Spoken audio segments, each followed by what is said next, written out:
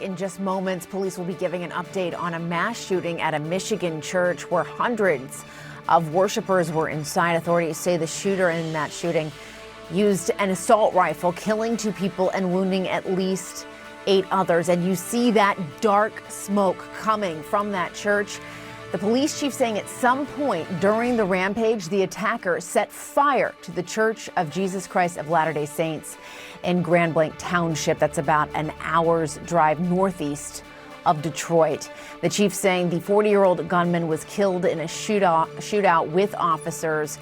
Again, we are waiting on a news conference to get the very latest. First, I do want to go to CNN's Julia Vargas Jones.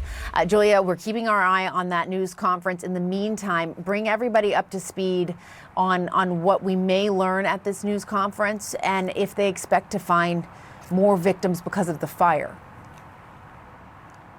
Well, that is one of the key questions here. What we're expecting to hear from authorities is an update on the number of victims. We do know at least 10 were transported to a hospital with gunshot wounds.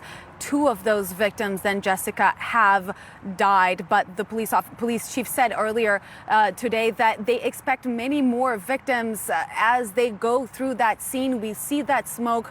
We see how difficult that scene looks. Now, one of the key questions here is how that fire was set. They said there was an explosive device found potentially at the scene that was being investigated.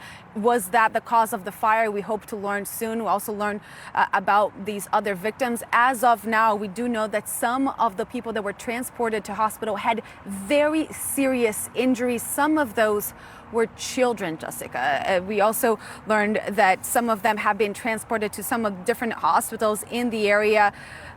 The way that this attack happened, as okay, Julia, I'm going to interrupt you. I'm sorry. We're going to listen in on this press conference.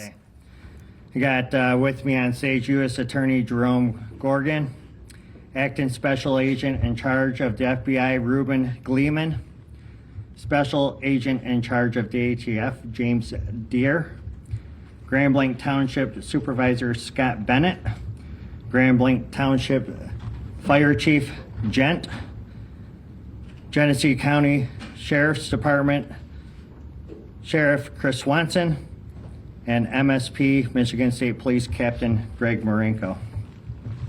I'm going to provide an update from the incident that we spoke about earlier today. It occurred at the Church of Jesus Christ of Latter-day Saints at 10:25 a.m. I want to talk about our officer's response. That call came out at 10:25 a.m. and 32 seconds. We had officers on scene at 10:25 and 57 seconds.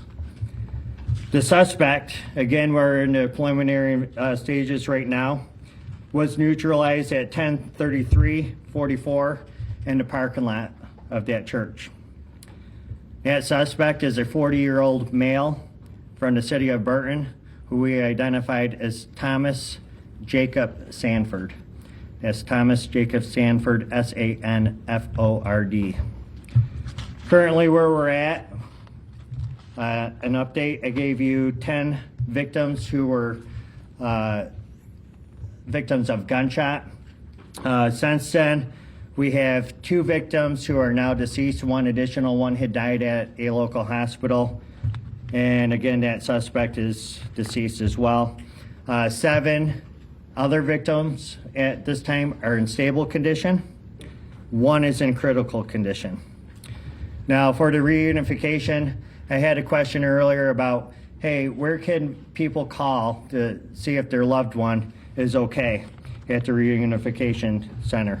I want to provide a number for you for that. It's 248-705-7352. Also, I know that our community is hurting right now, and we want to provide some resources for our community moving forward. At the Genesis Athletic Club in Grand Blanc for Monday and Tuesday from 8 a.m. to 8 p.m., we will have services for the community. From Wednesday to Friday, those services will be available to our community at the Grand Blanc Senior Center. That's all I have for now. I will give you another update, another press conference at 8 p.m. Thank you.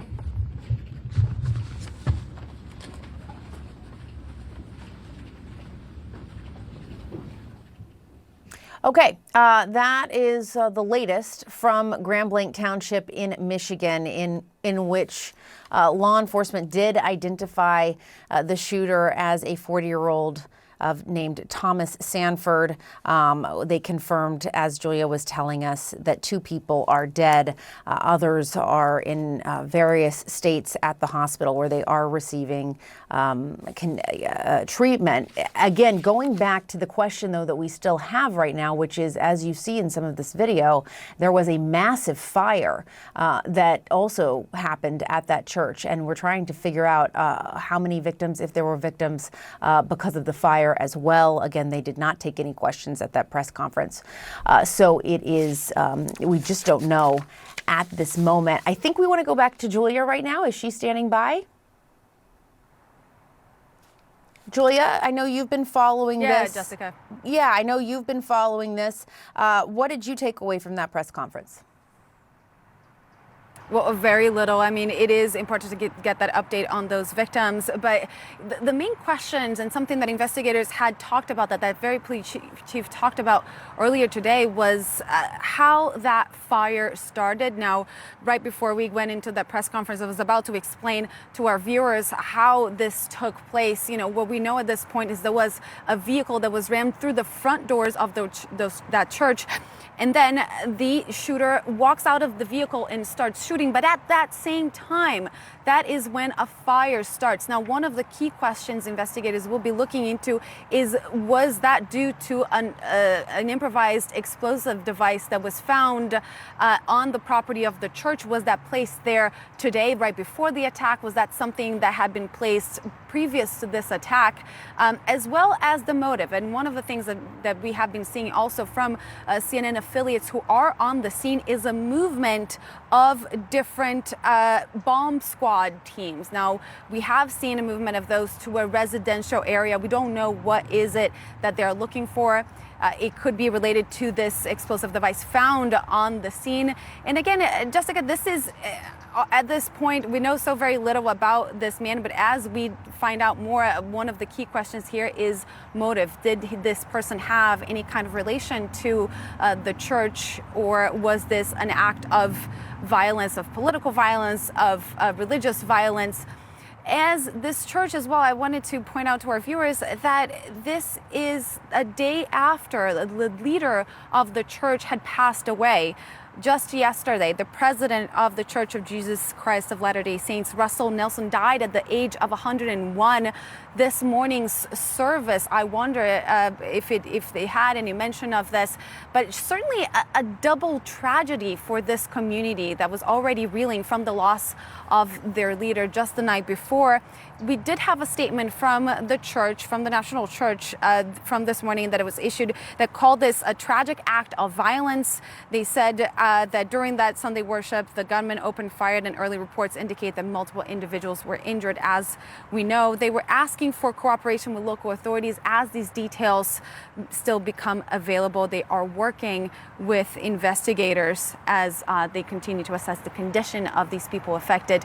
Now we're learning as well that we will be hearing more from those authorities in a press conference later on tonight. All right, Julia Vargas-Jones with the latest. Thank you so much. I want to bring in Homeland Security Analyst Danelle Harvin. Danelle, thanks for being here with us. Okay, there's a lot of questions, as Julia was just laying out, that hours after this has happened, we still don't really have any answers to. First being how this fire really complicates a mass shooting investigation at a church. Take us through all of those layers. Yeah, and sometimes it's what they don't say that you get a lot of information from. I know Julia said that we were looking, that was a pretty abrupt conference, but I've sat in on these. I've provided information for these. One thing that he mentioned was family reunification. I think that's really critical for understanding the investigation. What happens is that, you know, sometimes you miss church, right? We're all probably guilty of, you know, not going to church or synagogue or wherever you pray at, but people may have thought you've gone there. And so what the family reunification allows individuals to do is to find out if their missing loved one is either at the hospital, maybe just separated from their phone, or may still be in the building. We heard reports that there may be other individuals still in the building, that they're still searching. It's very complicated if there's an active fire. And so once they have what they call a manifest, who was there, right? This is what we call an open even manifest in forensics.